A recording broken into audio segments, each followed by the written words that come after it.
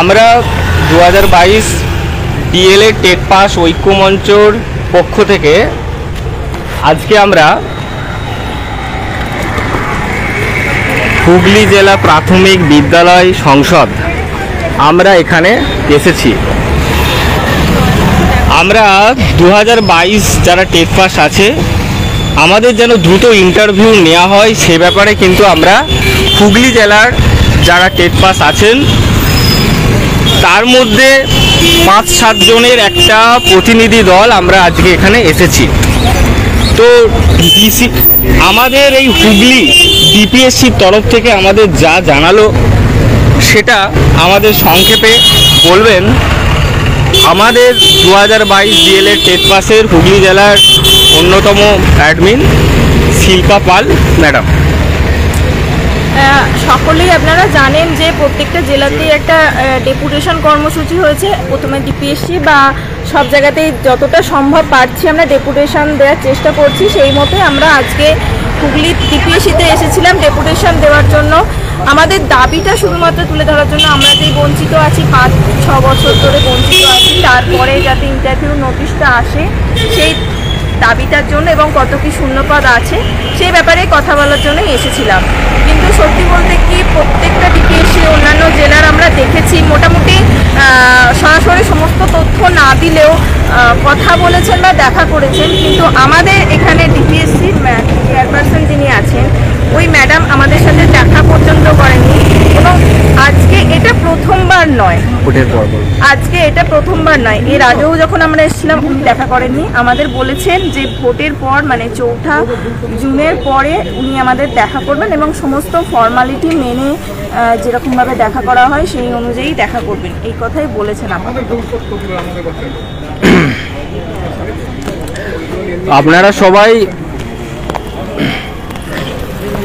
আপনারা সবাই জানলেন যে হুগলি জেলার ডিপিএসসি চেয়ারপারসন জানিয়েছেন যে ভোটের মধ্যে তিনি এই ধরনের ডেপুটেশন কর্মসূচি বা আমাদের যে দাবি আছে সেটা শুনবেন না, যা শুনবেন ভোটের পরে শুনবেন। তো আমরা আবার নিশ্চয়ই ভোটের পরে আসবো, যা ফর্মালিটি আছে ইন্টিমেশন দিয়ে আমরা ডেট নেব। হ্যাঁ, বাট আমরা কিন্তু বিভিন্ন জেলাতে কিন্তু বিভিন্ন ধরনের ছবি দেখতে পাচ্ছি। অন্যান্য যেই ডিপিএসসিগুলো আছে আমাদের যেই বক্তব্য আমাদের যেই দাবি সেটা শুনছেন, বাট ভিন্ন জায়গায় কিন্তু ভিন্ন চিত্র দেখতে পাচ্ছি। এরপরে আমাদের অনিমেষদা কিছু বলবেন। আজ আমরা এসেছিলাম ডিপিএসসিতে ম্যাডামের সঙ্গে কথা বলার জন্য, কিন্তু ম্যাডাম তো দেখা করলেন না। বড়োবাবুর সঙ্গে কথা হলো কিছুক্ষণ, বড়োবাবু প্রায় 2.5 ঘন্টা অপেক্ষা করলাম আমরা যে ম্যাডামের সঙ্গে যদি একটু অন্তত 2-5 মিনিটও কথা হয়। তো তারপর বড়োবাবু বললেন ঠিক আছে আমি ম্যাডামের সঙ্গে দেখছি যদি তোমাদের দেখা করানো যায়। তো বড়োবাবু গিয়েছিলেন, গিয়ে খানিকক্ষণ আর কি পরে এলেন, 8 ঘন্টা মতো এসে জানালেন যে না ম্যাডাম দেখা করবেন না, যা হবে 4 জুনের পর। তো এখন আমরা ডেপুটেশনটাও বললাম যে অন্তত আপনি ডেপুটেশনটা নিন এবং সেটা গিয়ে ম্যাডামকে যদি আর কি দেন, ম্যাডাম যদি রিসিভও করে। বললো না ওসব কিছুই হবে না এখন। তো আমরা এই পর্যন্তই কাজ হলো, আমরা বাড়ি ফিরে যাচ্ছি। সবথেকে খারাপ লাগার বিষয়, আমরা যখন প্রথমবারে এসেছিলাম তখন আমাদের একটা কথা বলা হয়েছিল যে আপনারা কেন এসেছেন, আপনারা আগে টিচার হন তারপরে আসবেন। মানে এটা যে কত বড় একটা আমরা বেকার জীবনে কত বড় একটা অপমান। আমরা তো টিচার হতেই চাই, টিচার নিচ্ছে না বলেই তো আজকে এই আমাদের কর্মসূচিগুলো হচ্ছে। আমরা তো টিচার হয়ে গেলে শুধু কেউ এত কষ্ট করে রোদে জলে পুড়ে কেউ তো আসতে চায় না। এগুলো কেন বোঝে না, মানে এইগুলো সত্যি আমাদের হুগলি ডিপিএসসিতেই বোধহয় এই ব্যাপারটা হয় শুধুমাত্র। খুব খারাপ জিনিস এটা। আশা রাখবো যে পরবর্তীতে ভোটের পরে আবার আমরা আসবো, আমাদের দাবিগুলো তুলে ধরতে পারবো। আমরা এসেছিলাম প্রায় অনেকক্ষণই হলো, অনেকক্ষণ বসে থাকার পরে অনুরোধ করলাম ম্যাডামকে যে একটু সময় দেওয়ার জন্য। তো ওনার মূল্যবান 2 মিনিট সময়ও আমরা পাইনি। তো উনি বলেছেন ভোটের পর 4 তারিখের পর আবার দেখা করবেন, তখন আশা করি আমাদের সমস্ত দাবিগুলো তুলে ধরতে পারবো এবং যা প্রশ্ন আছে সেগুলো করতে পারবো।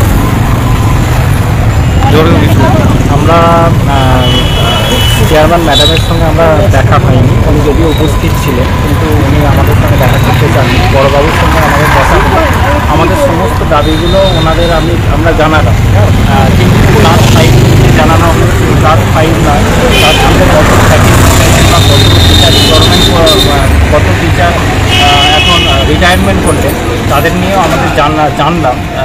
উনি কিছু জানাতে এখন চাইলেন না, উনি বললেন যে তোমরা ভোটের পর আসো, ভোটের পরে একটা অ্যাপ্লিকেশান করবে, তারপর আমরা ভোটের পর দেখা করবো। তা সত্ত্বেও আমরা যাই হোক দেখা পেলাম না, তাও আমরা অনেকবার চেষ্টা করবো দেখা করার। তাছাড়া আজকে আমরা মমতা ব্যানার্জি, মাননীয় মুখ্যমন্ত্রী মমতা ব্যানার্জি সবাই আমরা যাবো। এছাড়া আমরা বিরোধী দলনেতার সঙ্গেও দেখা করেছি এবং এমএলএ স্যারের সঙ্গেও স্থানীয় এমএলএ স্যারের সঙ্গেও আমরা দেখা করেছি। আপনারা প্রত্যেকে যোগ দিন, আমাদের যে কর্মসূচিগুলো ভোটের সময় ছোটোখাটো কর্মসূচি আমরা প্রত্যেকে আসি। এইভাবে আমরা যদি এক এক করে যাই তাহলে কিন্তু আমাদের দাবিগুলো আশা করছি আমরা মাননীয় মুখ্যমন্ত্রীর কাছে আমরা পৌঁছাতে পারব। প্রত্যেকটা জেলার ন্যায় আমরাও আজকে এসেছি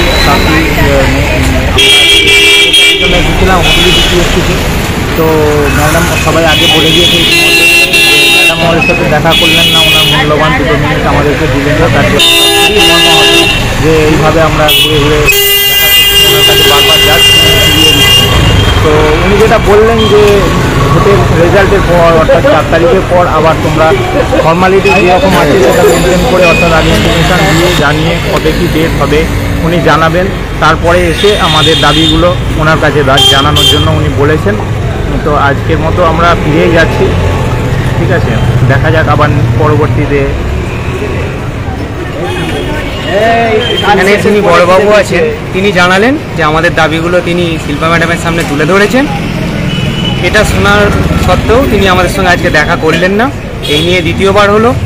আমরা প্রায় 3 ঘন্টা অপেক্ষা করার পর আজকে আমরা এখান থেকে ফিরে যাচ্ছি এই গরমের মধ্যে। তোমরা যারা বাড়িতে আছো, আপনারা যারা বাড়িতে আছেন তারা অবশ্যই আরটিআইগুলো করবেন বাড়িতে বসে। গ্রুপের মধ্যে ফরম্যাট দেওয়া আছে, জেলা অ্যাডমিনদের সঙ্গে যোগাযোগ করবেন এবং ছোটো ছোটো যে কর্মসূচিগুলো বা যেগুলো আপনারা বাড়িতেই গরমের মধ্যে বসে করা সম্ভব সেগুলো আপনারা করবেন। যাই হোক, ভোটের পর আবার আমরা বারে বারে এখানে আসব। আমাদের যতদিন না আমাদের ইচ্ছা পূরণ হচ্ছে, ইন্টারভিউয়ের নোটিশ আমরা পাচ্ছি এবং যথেষ্ট পরিমাণ ভ্যাকেন্সি আমরা পাচ্ছি, আমরা এই লড়াই চালিয়ে যাব এবং আমাদের একদিন জয় হবেই। সবাই সঙ্গে থাকবেন, ধন্যবাদ।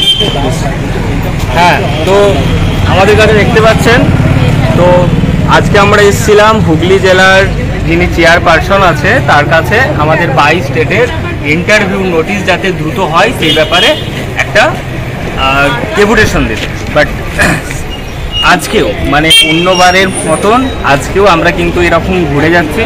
আমাদের জানিয়েছে যে ভোটের মধ্যে এই অ্যাপ্লিকেশন ডেপুটেশন দেয়া যাবে না, যদিও অন্যান্য যেই টিপিএসসি আছে সব জায়গায় কিন্তু গ্রহণ করছেন। যাই হোক, আমরা কিন্তু এরকম আশা ছাড়ছি না। টিপিএসসির তরফ থেকে আমাদের জানিয়েছে যে আমাদের যেই দুর্দশা, আমাদের যেই যন্ত্রণা, সেই যন্ত্রণার প্রতি ওদের সহানুভূতি আছে, কিন্তু সেই সহানুভূতিটা দেখিয়ে যদি আজকে একটু আমাদের দেখা করার সুযোগ যদি আমাদের দিতেন খুবই ভালো হতো। যারা এই লাইভটা দেখছেন বা দেখবেন, যারা 2022 ডিএলএড যারা টেট পাস আছেন, সকলকে বলছি আপনাদের তরফ থেকে যতটুকু আপনারা কাজ করতে পারবেন এই ভোটের সময় নেতা মন্ত্রী থেকে শুরু করে বিভিন্ন সরকারি দপ্তর থেকে স্টার্ট করে আমাদের বঞ্চনাটা যেখানে তুলে ধরা যায় এবং তুলে ধরলে আমাদের লাভ হতে পারে সেটা আপনারা কিন্তু এই সময়টাতে কিন্তু করবেন, ঠিক আছে? শুধু তাই নয়, প্রত্যেক ডিপিএসসিতে ভ্যাকেন্সি কত আছে এই ভ্যাকেন্সি জানার জন্য কিন্তু আপনারা আরটিআইটা দিন। কারণ আরটিআইটা যদি আমরা দিই এক্স্যাক্ট শূন্যপদটা কিন্তু আমরা জানতে পারবো যে কত সংখ্যক শূন্যপদ ছিল আর কত সংখ্যক শূন্যপদ আমাদের দেয়া হচ্ছে। এই হচ্ছে এরকম আজকের আপডেট। আমরা সেই রকম ধরনের আশানুরূপ একটা কিছু খবর না পেলেও আমরা কিন্তু আশা ছাড়ছি না, হাল ছাড়ছি না। ইন্টারভিউ নোটিশ আমরা চাই এবং ইন্টারভিউ নোটিশ আমরা ছিনিয়ে নিয়ে আসবই এবং আমাদের এই লড়াই যতদিন না আমাদের ইন্টারভিউ নোটিশ পাচ্ছি, আমরা স্কুলে যাচ্ছি, আমাদের কিন্তু এই লড়াই ডিএলএড টেট পাস ঐক্যমঞ্চ কিন্তু চালিয়ে যাবে। ধন্যবাদ।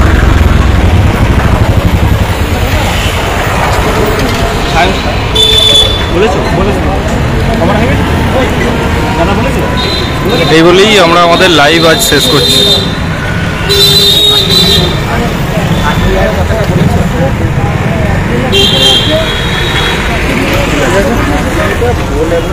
বন্ধ করে দাও, বন্ধ করে দাও।